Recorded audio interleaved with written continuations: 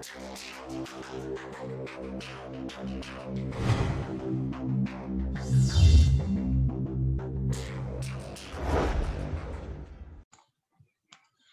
billahi samil alim minasyaitonir rajim. Bismillahirrahmanirrahim. Assalamualaikum warahmatullahi wabarakatuh. Alhamdulillah rabbil alamin wassalatu wassalamu ala sayyidil mursalin wa ala alihi wa sahbihi wa man ittaba bisan yaumiddin amma ba'd. Alhamdulillah rabbil alamin, segala puji bagi Allah Subhanahu wa taala. Alhamdulillah yang mana pada kesempatan kali ini rekan-rekan sekalian, pertemuan yang ke-10 ini kita diberikan oleh Allah Subhanahu wa taala kesehatan untuk thalabul ilm. Salam salawat tercurahkan pada baginda Nabiullah Muhammad sallallahu alaihi wasallam. Pada pertemuan kali ini kita akan bahas terkait tentang maqasid syariah dan ijtihad. Bagaimana ulama menggabungkan atau merangkainya dari dua aspek maqasid syariah dan juga ijtihad tersebut. Outline yang akan kita pelajari kurang lebihnya seperti ini. Kita akan bicara di identifikasi maslahah, bagaimana cara masalah ini teridentifikasi dengan baik. Setelah itu maqasid syariah dan ijtihad, bagaimana penggabungan atau ulama merangkai dari kaidah-kaidah dalam maqasid syariah dan juga dalam berijtihad. Setelah itu menafsirkan nas dengan maslahah, berdalil dengan maslahah. Terus nanti ada beberapa contoh ijtihad di era kontemporer. Rekan-rekan sekalian, seperti kita pernah ungkapkan, bahwasanya maslahah memiliki arti manfaah. Jadi maslahatun itu manfaatun. Persamaan maslahah itu adalah istislah, maka Anda bilangnya istislah. Imam Al-Ghazali menyatakan bahwa maslahah mengandung beberapa pertimbangan, di mana pertimbangan itu adalah melindungi manfaat dan mengurangi bahaya, namun secara simultan harmonis dengan tujuan syariat atau maqasid syariah. Jadi artinya tujuan maslahah ini yaitu dua titik penting yang tentunya saling berhadap-hadapan. Yang pertama adalah untuk melindungi manfaat atau mengambil manfaat dengan cara yang terbaik. Dan yang kedua yaitu mengurangi bahaya atau menjauhkan bahaya. Dengan tentunya sesuai dengan kaidah-kaidah tujuan syariat tersebut. Tujuannya adalah untuk melindungi 5 nilai yang esensial, yaitu hifdzuddin, hifdzun nafas, hifdzul akal, hifdzun nasl, yang terakhir hifdzul mal. Penjagaan akan agama, jiwa, akal, keturunan, dan juga harta. Beberapa ukuran yang dapat menjaga nilai ini jatuh dalam ruang lingkup maslahah.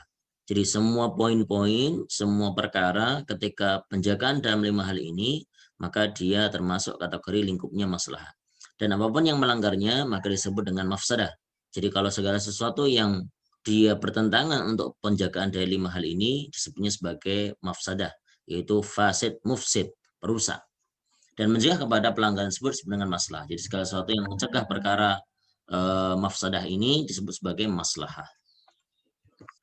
Nah, rekan-rekan sekalian, masalah mursal didefinisikan sebagai pertimbangan yang menyesuaikan dan mengharmoniskan dengan tujuan dari pemberi hukum syari', di mana melindungi manfaat dan mencegah bahaya. Sebagaimana telah kita pelajari atau kita ketahui bahwasanya dalam penentuan hukum yang mukhtalafi, yang masih berselisih antar ulama, diantaranya adalah maslahah mursalah, di mana masalah mursalah ini yaitu pertimbangan untuk menyesuaikan dan mengharmoniskan dengan tujuan dari pemberi hukum, yaitu syariat Allah Subhanahu wa taala. Yang mana dititik tekankan melindungi manfaat dan mencegah bahaya. Sebagaimana contoh sahabat Rasulullah Muhammad SAW memiliki atau memilih untuk menerbitkan mata uang, membangun penjara dan mengenakan pajak kepada tanah pertanian yang berada dalam teritorinya. Dan hal ini tidak terdapat dalam hukum tekstual. Yang ini nanti dalam bahasannya rekan-rekan sekalian kita masuk, pernah kita bahas namanya maslahah mursalah. Ada maslahah mu'tabarah, maslahah mulgha, maslahah mursalah. Selanjutnya, ketika mujtahid mengidentifikasi maslahah dan tidak menemukan aturan secara eksplisit dalam nas, ia harus mengambil langkah penting untuk menjaganya. Tujuan Allah Subhanahu wa taala mewahyukan syariat adalah untuk meningkatkan kesejahteraan manusia dan mengurangi korupsi, kerusakan di muka bumi ini. Jadi artinya ketika mujtahid, seorang yang berijtihad pada level yang sudah level mujtahid, dia ketika tidak mendapati teks-teks nas-nas secara eksplisit baik dalam Al-Quran dengan Sunnah, maka nanti diperlukan satu instrumen untuk melihat identifikasi mana masalah-masalah yang bisa timbul. Yang pada intinya yaitu mencegah kepada hal-hal kerusakan dan juga untuk mengambil kesejahteraan, meningkatkan kesejahteraan untuk umat manusia. Maslahah diartikan sebagai sesuatu yang baik dan dapat diterima oleh akal sehat. Artinya secara nalar akal sehat ini di guidance, ditujukan sesuai dengan tentunya Al-Quran dengan Sunnah. Maka dapat diterima dengan akal, mengandung arti bahwa akal itu dapat mengetahui dengan jelas kenapa seperti ini, kenapa begitu. Setiap perintah Allah SWT dipahami oleh akal. Alasan Allah SWT memerintahkannya yaitu karena mengandung kemaslahatan untuk manusia, baik dijelaskan secara langsung yaitu oleh Allah SWT atau tidak. Makanya ada beberapa hukum yang memang Allah SWT terangkan apa manfaatnya. Ada beberapa hukum yang memang tidak diterangkan. Yang di sini diperlukan penggalian dari bentuk hukum-hukum tersebut dalam maslahahnya. Identifikasi maslahah. Maka maslahah ini terbagi menjadi dua. Yang pertama mewujudkan manfaat, yaitu kebaikan, kesenangan untuk manusia untuk membawa manfaat. Baik kesenangan dan kebaikan tersebut dirasakan langsung maupun tidak langsung. Artinya pada poin pertama pembagian dari masalah ini untuk menjaga kemanfaatan, untuk merealisasikan namanya kemaslahatan, kesenangan, yang mana ini untuk kebaikan umat manusia. Yang kedua, bentuk yang kedua adalah apa? Menghindari umat manusia dari kerusakan dan keburukan yang disebut dengan menolak kerusakan atau daf'ul mafsadah, mafasid. Baik kerusakan dan keburukan tersebut dirasakan langsung maupun tidak langsung. Jadi ini pada pokok inti dalam maslahah ini yaitu untuk mengambil kemanfaatan dengan cara yang tentunya syar'i dan yang terakhir menghindarkan kemanfaatan dengan cara yang syar'i juga. Apabila terjadi perbenturan tuntunan yang bersifat doruri dengan hajiat. Jadi ada level doruri dengan hajiat, maka dahulukan tingkat yang doruriyat. Doruri dulu. Sebagaimana nanti kita akan lihat pembagiannya, kalau pada aspek yang doruri dengan hajiat, maka tentunya didahulukan yang doruri, yang memang esensial. Contoh misalkan, ada seorang dokter laki-laki menghadapi pasien perempuan yang terancam nyawanya dan membutuhkan operasi untuk penyelamatan. Maka memelihara jiwa si sakit atau perempuan ini dituntut dalam tingkat yang doruri. Tetapi untuk melaksanakan tuntunan ini dia harus melihat auratnya yang hukumnya jelas haram, terlarang karena ajnabi, orang yang tentunya halal untuk dinikahi. Maka dalam tingkat yang hajiat, ulama membenarkan si dokter melihat aurat pasien tersebut dalam kondisi atau dalam posisi operasi. Jadi artinya di sini doruri lebih didahulukan daripada haji. Contoh yang lain misalkan ketika kita melihat misalkan di jalan terjadi tabrakan dan yang tertabrak adalah wanita. Bagaimana ini? Nah, terus untuk dibopong ke samping jalan, maka hukum ini menjadi doruri daripada haji atau daripada hajiat. Maka tentunya ini melihat kondisi ya jelas. Bila terjadi benturan dua tuntunan yang sama-sama berada pada tingkat doruri, misalkan ini pada tingkat yang doruri, namun berbeda dalam urutan kepentingan, maka dahulukan urutan yang lebih tinggi. Artinya melihat prioritasnya. Maka memelihara agama hifdzuddin itu aula, didahulukan untuk memelihara jiwa. Memelihara jiwa dahulukan untuk memelihara akal. Memelihara akal dahulukan dalam memelihara kehormatan atau nasab. Memelihara kehormatan dahulukan dalam memelihara harta. Maka di sini ada berurutannya. Urutan yang pertama tentunya agama, jiwa, terus akal, kehormatan atau nasab, terus masuk yang terakhir adalah harta. Jadi ini sudah menjadi satu urutan. Bila terjadi perbenturan antara sesama yang berada dalam bentuk hajiat, jadi sekarang ada benturan hajiat, maka bagaimana? Maka didahulukan satu di antaranya yang paling ringan risikonya. Atau dalam kaidah biasanya disebut dengan akhaffu dhararain, mana yang lebih ringan akan madorotnya dari kedua hal tersebut. Nah, risikonya mana nih? Lihat, ditimbang dulu. Seandainya sama risikonya, maka dahulukan kepentingan berdasarkan urut sebagaimana disebutkan sebelumnya. Itu ya tentunya merujuk pada penjagaan akan agama, terus akal, jiwa, akal. Setelah itu kita bicara terkait tentang nasab, yang terakhir adalah harta. Karena kepentingan hajiat berkaitan dengan salah satu 5 unsur doruri tersebut. Nah, rekan-rekan sekalian, ketika kita bahas terkait jenis masalah, ini juga sering kita bahas yang sudah pernah kita tentukan. Maka doruriyat atau esensial ini sesuatu yang menjadi ketergantungan orang-orang apabila tidak dilaksanakan atau tidak ada, maka dia akan menyebabkan kerusakan. Artinya akan terjadi kerusakan kalau tidak dilaksanakan atau tidak ada 5 hal tersebut. Ya termasuk 5 yang esensial, agama, jiwa, akal, keturunan, dan harta. Sedangkan yang kedua adalah hajiyat, komplementari, sesuatu yang menjadi pelengkap dari 5 nilai esensial tersebut. Apabila diabaikan dapat menyebabkan kesulitan, namun tidak sampai pada kerusakan. Contoh, keringanan puasa, sholat untuk orang yang sedang bersafar, dan sebagainya. Yang terakhir tahsiniyat, embellishment, yaitu apa? Suatu kebutuhan yang meningkatkan kebutuhan atau martabat seorang dalam masyarakat dan di hadapan Allah SWT sesuai dengan kepatuhan. Artinya meningkatkan martabatnya, tapi tentunya tidak meninggalkan akan kepatuhan pada Allah Subhanahu wa taala.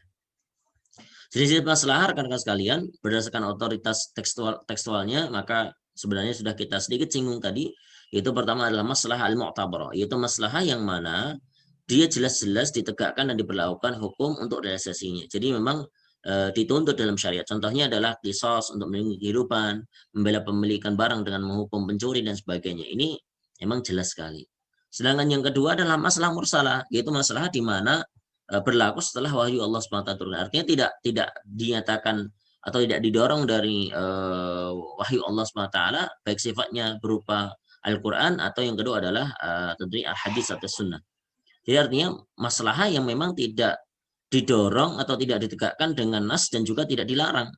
Contohnya diperlakukan adanya dokumen untuk pembuktian atas pemilikan barang, misalkan sertifikat rumah atau misalkan sertifikat pemilikan kendaraan bermotor dan sebagainya. Terus yang terakhir masalah mulgho. Mulgho ini artinya dibatalkan. Masalah yang dibatalkan secara eksplisit atau indikasinya dapat ditemukan dalam syariat. Contoh pembagian waris kepada anak laki-laki dan perempuan yang sama nilainya, maka telah dibatalkan dalam surat An-Nisa ayat 11. Lidzakari mithlu haddil untsayain. Artinya ya kalau menurut akal ya harus sama rata, itu adalah keadilan, tapi ternyata yang ditentukan Allah SWT tidak dalam bentuk sama rata, tapi nanti 2:1. Nah, ini yang memang ketentuan yang tentunya masalah mulgho. Sama juga halnya orang bicara terkait tentang riba.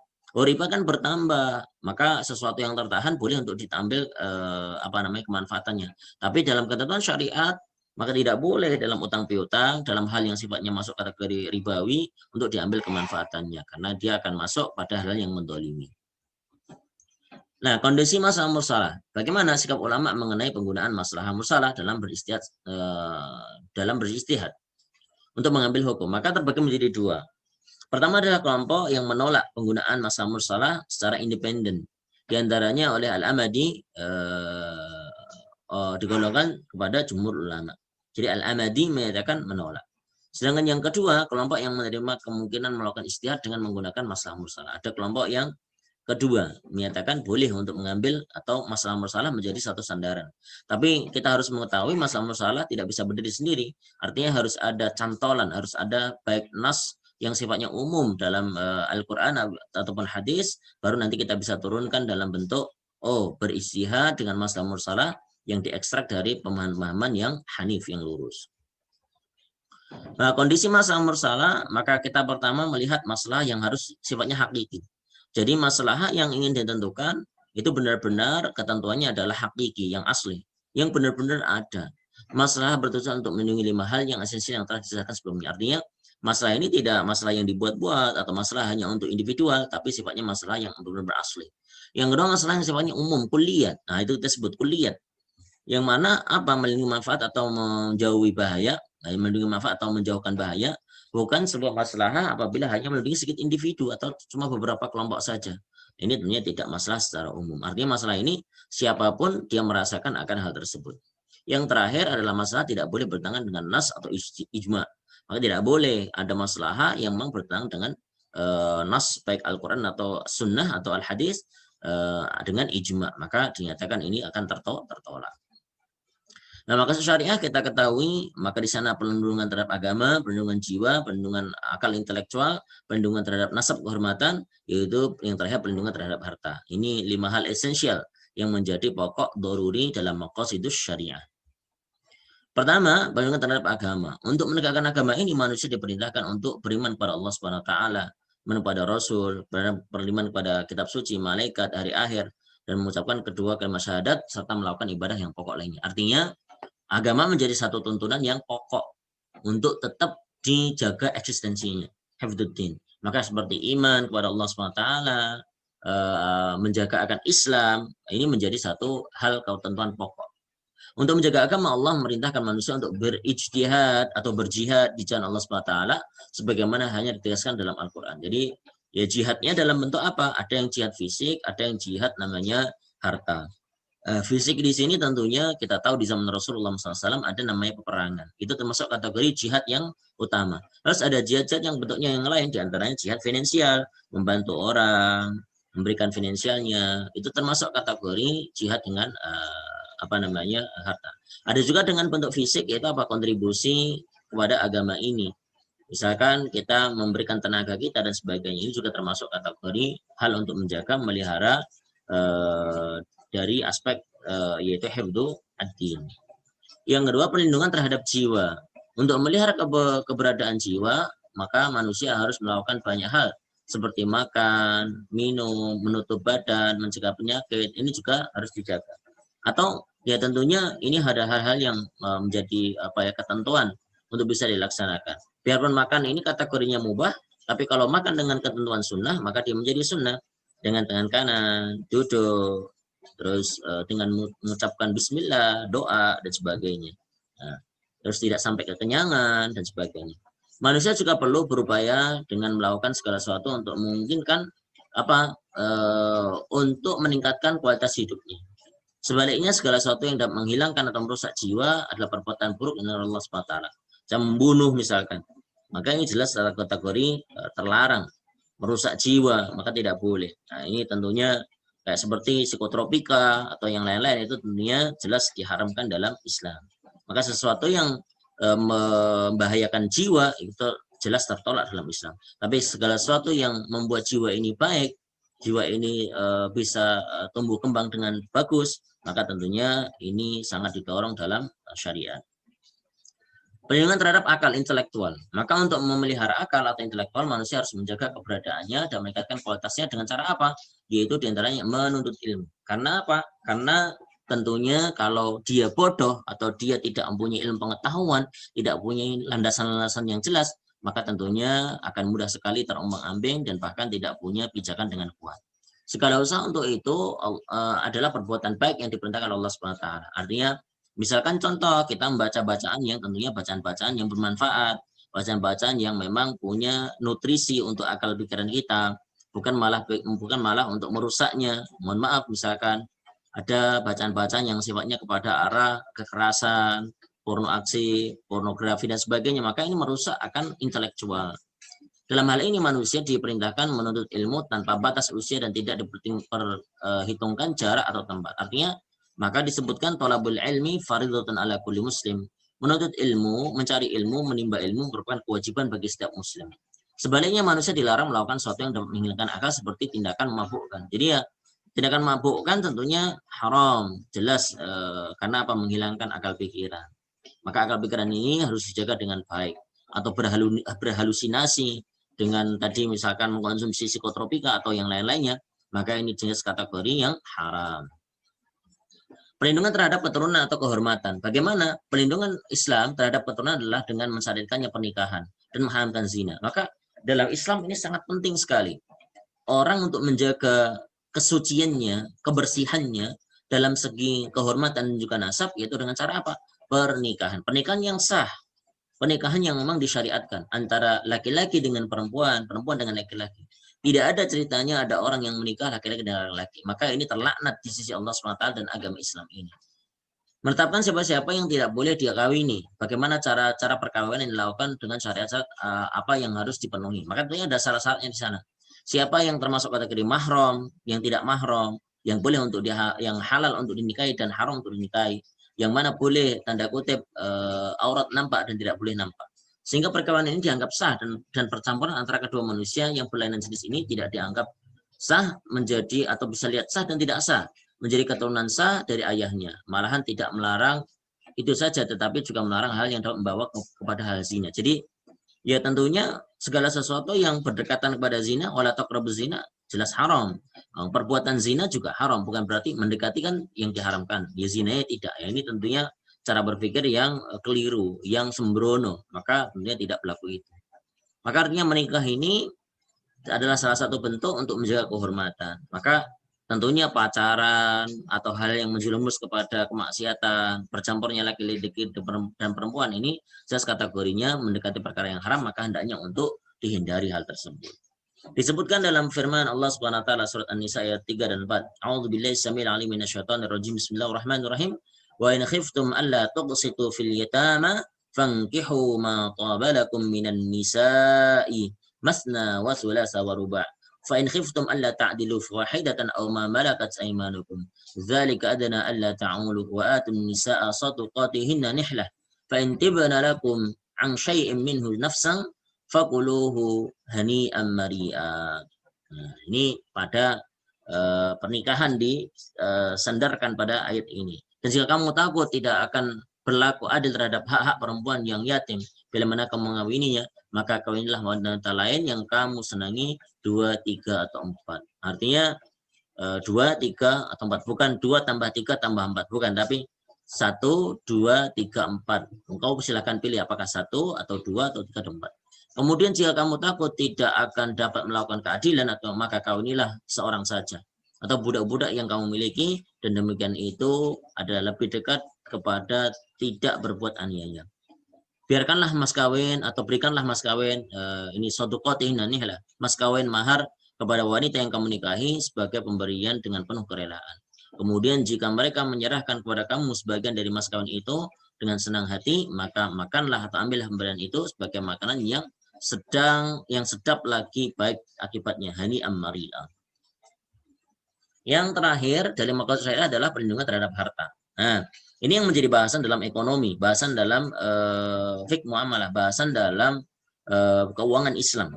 Maka manusia memerlukan harta untuk memenuhi kebutuhan hidupnya. Jadi sebagaimana contoh makanan, minuman, pakaian, rumah, ini termasuk kategori hal yang menopang akan kehidupan seseorang. Segala usaha yang mengarahkan kepada pencarian harta yang halal dan baik adalah perbuatan yang diperintahkan oleh Allah Subhanahu wa taala oleh syarak.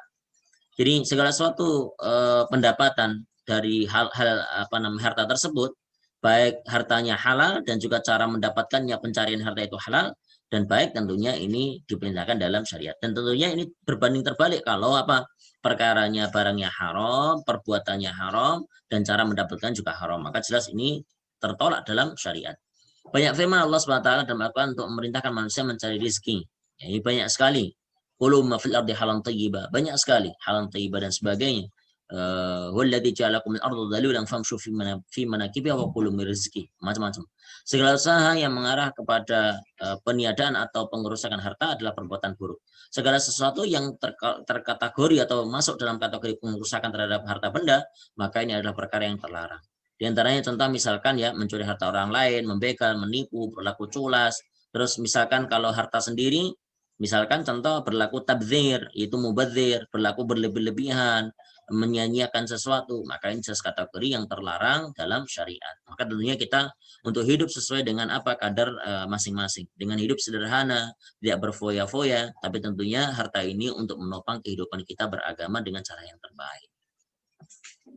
Maka syariah dan istihad. Ulama yang menggunakan masalah mursalah menetapkan batas wilayah penggunaannya, yaitu hanya untuk masalah di luar wilayah ibadah seperti muamal dan adat. Artinya masalah mursalah ini tidak bisa untuk dimasukkan ke dalam aspek wilayah ranah ibadah, karena ibadah ini tauqifiyah.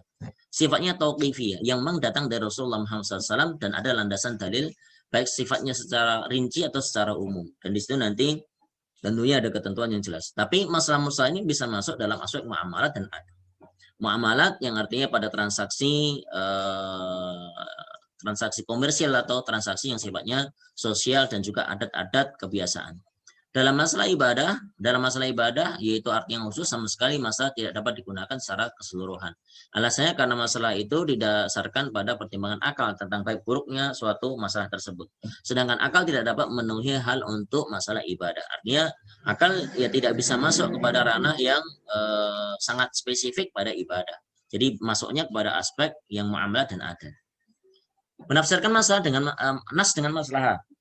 Allah Subhanahu wa taala setiap syariatnya maka bermaksud untuk memenuhi hajat manusia dan menghindarkan mafsadah dari mereka. Oleh karena itu, nas Al-Quran dengan Al-Hadis harus ditafsirkan berdasarkan maqasidnya, sebagaimana ditegaskan oleh seluruh madrasah pemikiran dalam melakukan ijtihadnya atau melakukan istimbatnya.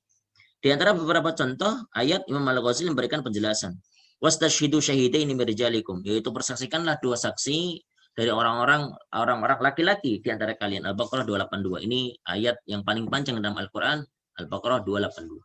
Imam Al-Ghazali menjelaskan, yaitu apa? Andaikan syariat atau syari' tidak mewajibkan atau tidak mensyaratkan seorang saksi itu harus adil, maka kami tetap akan mensyaratkannya karena sesuai dengan tujuan syariat. Memberlakukan syahadat adalah istinbatul hukuk, menetapkan hak-hak seseorang. Isbatul hukuk, menetapkan namanya hak-hak seseorang. Dan hukuk tidak bisa diterapkan kecuali dengan yang adil. Maka tidak boleh pada orang yang fasik. Maka hukuk tidak bisa diterapkan oleh orang yang fasik. Karena fasik tentunya punya cacat ya dalam dirinya. Maka harus dinyatakan pada syahid atau saksi yang adil. Berada dengan maslahah, maka di sini ada beberapa ketentuan rekan-rekan sekalian. Pertama, kaidah masalah mursalah. Maka kita harus tahu betul yang pernah kita dalami dalam aspek dalil-dalil yang masih diperselisihkan. Maka masalah mursalah adalah penerapan maksud syariah dalam hukum. Di antaranya Rasulullah SAW melarang praktik jual beli yang terdapat unsur jahalah, unsur ketidaktahuan, spekulasi atau maisir karena merugikan pihak yang karena ada unsur kedoliman, merugikan orang yang lain. Oleh karena itu setiap transaksi akad harus jelas baik dalam harga maupun barang. Artinya ya semua harus jelas. Baik siapa yang berlaku transaksi, siapa pembeli, siapa penjual, harganya jelas, barangnya jelas, dan sebagainya. Hal ini menunjukkan bahwa transaksi tersebut memiliki ilat. Tetapi ada beberapa kondisi dalam transaksi bisnis yang tidak mungkin diterapkan syarat di atas, sehingga menuntut toleransi dan kelonggarannya. Misalkan, ini kita mau jual beli pesan, bagaimana? Maka tentu diikat dengan syarat-syarat yang jelas. Misalkan barangnya jelas, volumenya jelas, hitungannya jelas, takarannya jelas, kapan akan di-delivery, harganya jelas, dan sebagainya. Maka di situ ada kelonggaran tapi tetap dengan syarat-syarat yang jelas. Di antara larangan terhadap jual beli adalah contoh misalkan bai al-hadir lil badi. Jadi hadir lil badi itu yaitu apa? Misalkan jual beli orang kota terhadap orang desa atau orang kota memborong semuanya terus sengaja untuk dinaikkan harganya nanti. Maka jelas di sini berlaku dolim, yaitu bertujuan melindungi hajat pelaku pasar, maka tentunya tidak boleh berlaku seperti itu. Larangan talaki rukban. Talaki rukban ini apa? Yaitu mencegat atau memotong supply chains yang terjadi di pasar. Artinya ketika orang yang hendaknya sebenarnya masuk barang tersebut ke pasar itu mudah, atau dicegat di tengah jalan dan akhirnya dia akan jual lebih tinggi di pasar tersebut. Ini bertujuan untuk melindungi kepentingan penduduk lokal. Larangan monopoli untuk melindungi kepentingan masyarakat umum. Tidak boleh berlaku ikhtikar, berlaku penimbunan yang akhirnya merusak harga pasar. Maka sehingga mereka bisa mendapat bahan makanan pokok. Maka ini menjadi ketentuan yang harus diikuti. Hal ini menunjukkan bahwa hukum-hukum tersebut bertujuan untuk melindungi kepentingan masyarakat yang lebih luas. Yang kedua, kaidah sadud dara'i. Sadun artinya menutup, memblocking. Dara'i atau dari'ah adalah wasilah-wasilah kepada keburukan. Kaidah sadud dara'i sungguhnya berdiri di atas maqasid dan maslahat. Jika ketentuan dalam syarat ini digunakan untuk melanggar ketentuan Allah dengan menggunakannya di luar tujuan yang telah ditetapkan, maka syarak menganggap ini tidak sah atau tertolak karena akan mengakibatkan maqasidnya tidak tercapai. Karena sadun itu artinya memblocking, dari itu perkara-perkara wasilah atau media-media kepada keburukan. Maka jelas ini harus dilaksanakan untuk memblocking hal tersebut. Di antara contoh satu dara'i adalah hibah agar tidak wajib zakat. Nah ini tidak boleh berlaku seperti itu. Misalkan hibah itu akad yang legal dan dianjurkan dalam Islam, tetapi jika si pemberi hibah berniat menghibahkan sesuatu kepada orang lain agar tidak mencapai wajib zakat dengan cara setelah masa haul, maka ia tarik kembali pemberiannya. Maka ini tidak boleh. Artinya sengaja untuk berlaku trik, menipu dalam aspek syariat, maka tidak boleh. Akad seperti ini tidak diperbolehkan karena bertentangan dengan tujuan syariatnya hibah, yaitu ta'awun dan simpati kepada orang lain, juga karena mafsadah yang diakibatkan dari transaksi ini yaitu meninggalkan kewajiban zakat. Maka tentunya tidak bisa.